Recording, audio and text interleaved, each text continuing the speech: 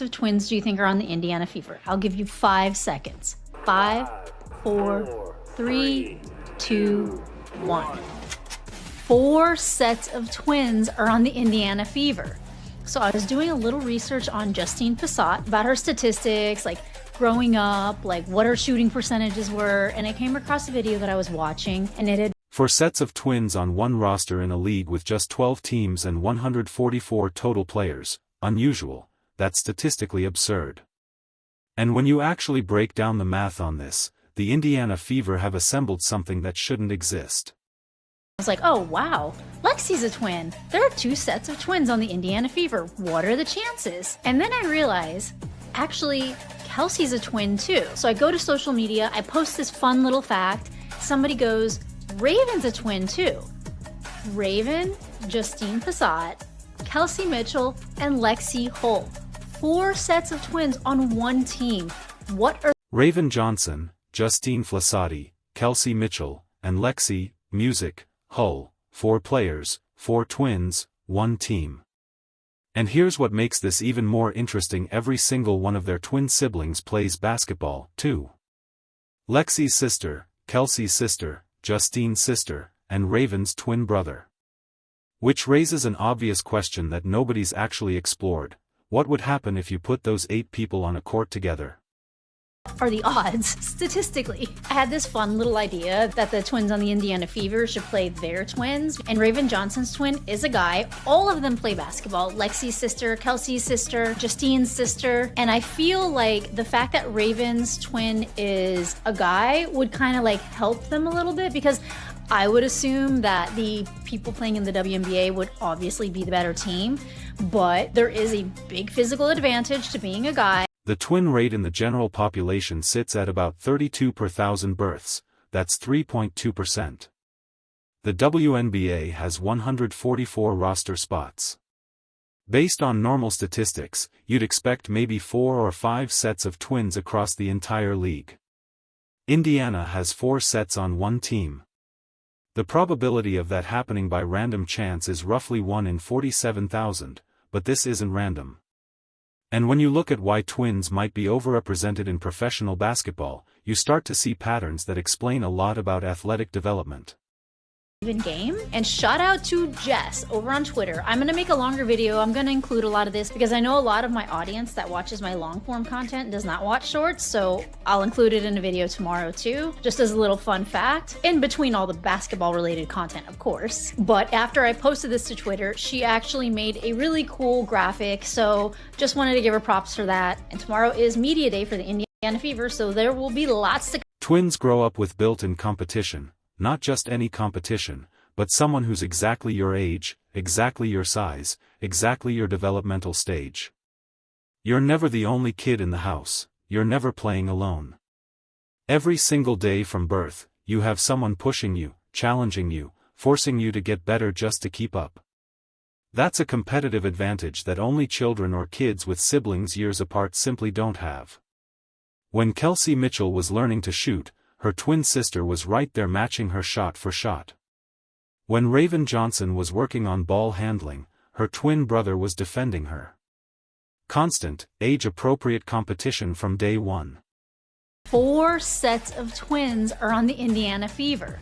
So I was doing a little research on Justine Passat about her statistics, like growing up, like what her shooting percentages were, and I came across a video that I was watching, and it had mentioned that she had a twin, and I was like, oh wow, Lexi's a twin. There are 2 sets of twins on the Indiana Fever. What are the chances? And then I realized, actually, Kelsey's a twin too. And there's another factor nobody talks about: twins are more likely to stick with sports.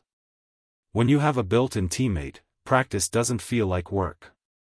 You're not begging your parents to rebound for you or asking older siblings to play one-on-one, your training partner lives in your house. That sustainability matters when you're talking about the 10,000 hours it takes to reach elite level. Research on athletic development shows that kids who train with peers at their exact skill level improve faster than those training alone or with mismatched partners. Twins get that optimal training environment automatically.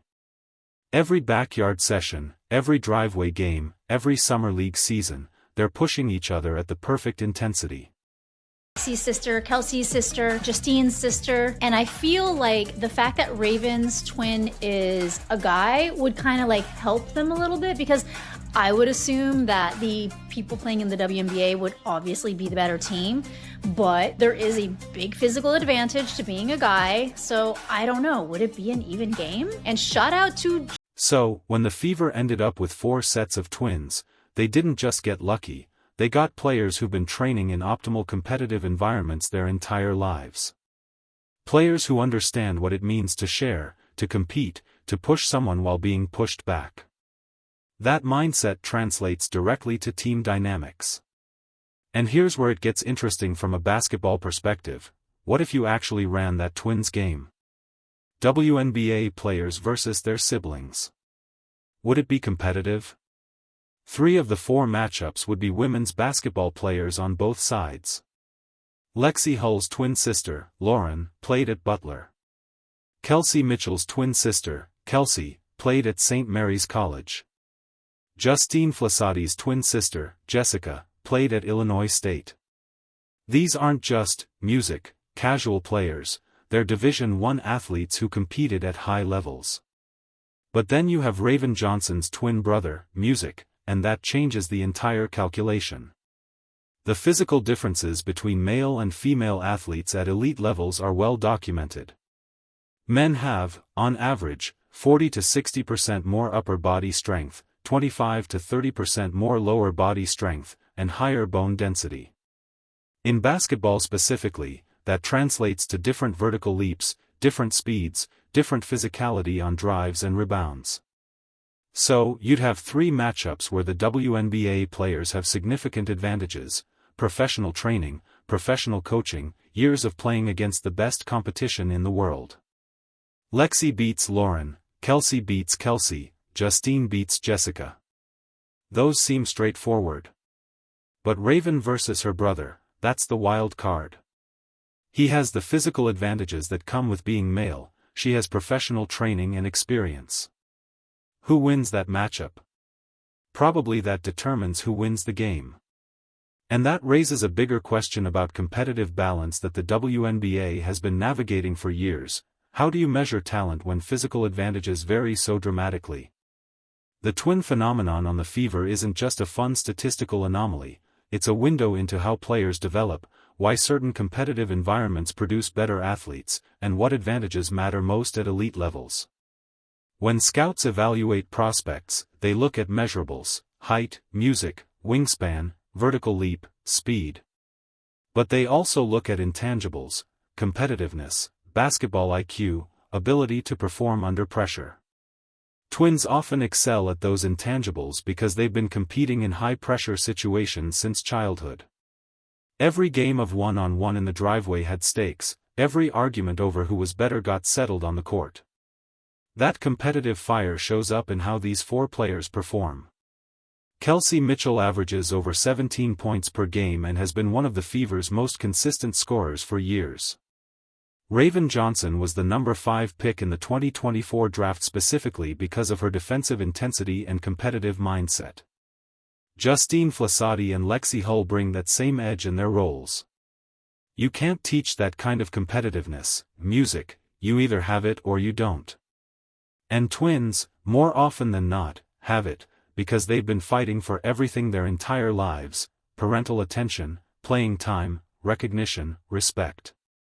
Basketball just becomes another arena for that lifelong competition.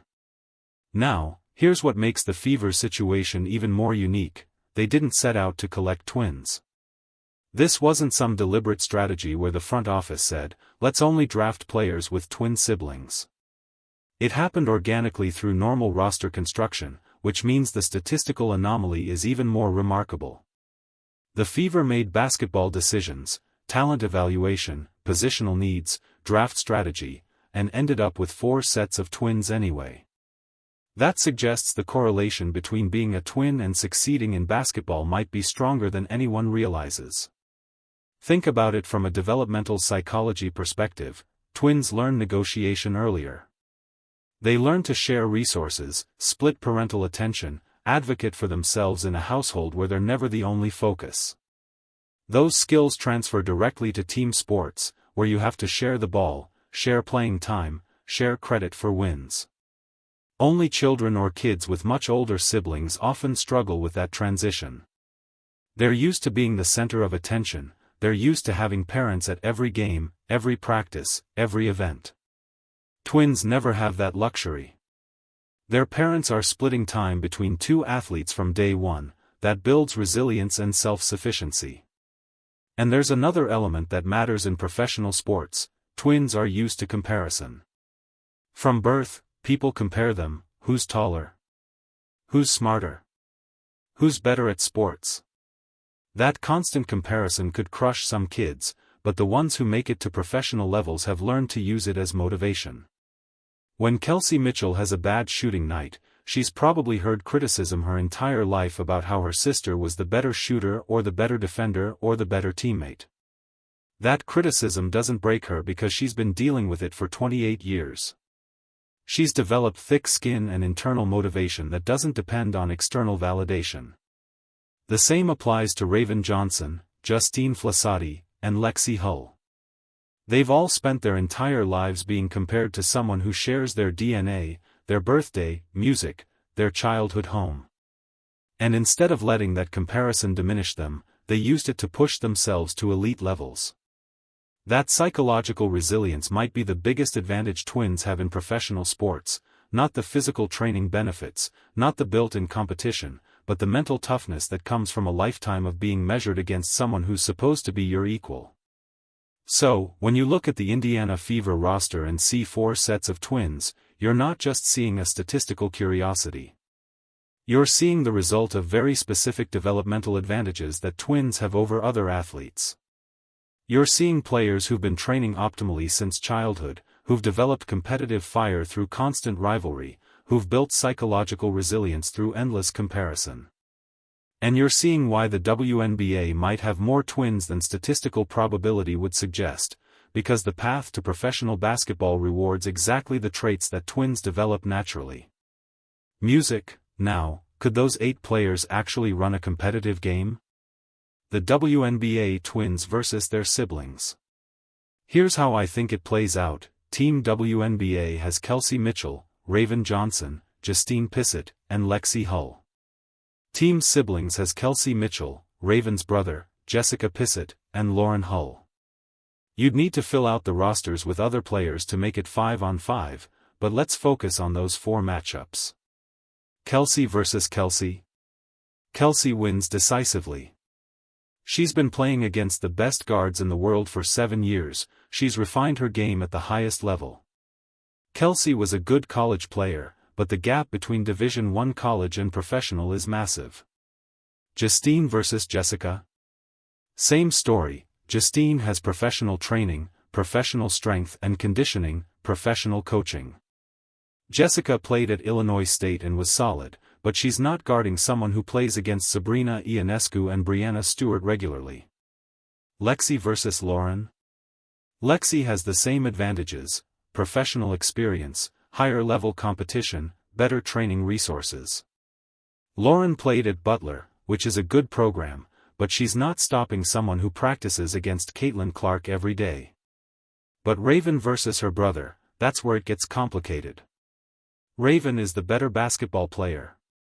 She was the 5th overall pick in the WNBA draft, she's been trained by the best coaches in the country, she has better basketball IQ, better decision-making, better understanding of defensive rotations and offensive spacing. But her brother has significant physical advantages. If he played college basketball at any level, he's probably faster in a straight line, jumps higher, and is stronger in contact situations. Those advantages matter in one-on-one matchups. So, the question becomes, can 3 professional advantages overcome 1 significant physical disadvantage? Probably yes. The WNBA team would likely win because 3 of the 4 matchups are heavily tilted in their favor. But it would be closer than you'd think. And that hypothetical game reveals something important about how we evaluate athletic talent. Physical advantages matter, but they're not everything. Skill, experience, basketball IQ, and training quality can overcome physical disadvantages in many situations.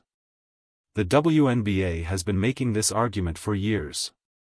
When people dismiss women's basketball because the players aren't dunking every possession or playing above the rim constantly, they're missing the point. Basketball is a skill game first and an athletic exhibition second. The best, music, teams win because they execute better, not because they jump higher.